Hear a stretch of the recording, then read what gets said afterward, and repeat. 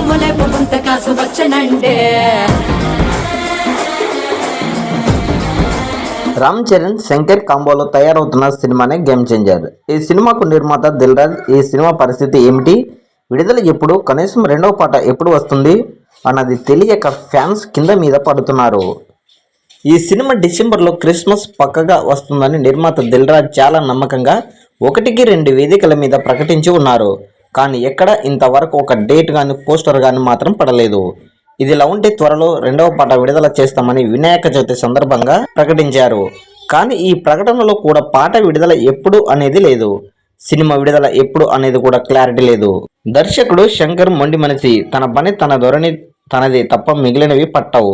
శంకర్ చెబితే మిగిలిన వారు వినాలి తప్ప మిగిలిన వాళ్ళు అడిగితే శంకర్ నుంచి సమాధానం రాదు అన్నది ఇండస్ట్రీ వర్గాలలో టాకు.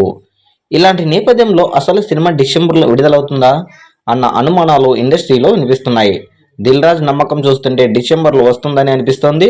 కానీ శంకర్ తీరు, రెండవ పాట కూడా విడుదల చేయలేని పరిస్థితి చూస్తుంటే మార్చికి వాయిదా పడుతుందా అనే అనుమానాలు ఉన్నాయి. మొత్తానికైతే గేమ్ చేంజర్ మార్చిలో వచ్చే అవకాశాలు ఎక్కువగా ఉన్నాయని వినికిడి వినిపిస్తోంది.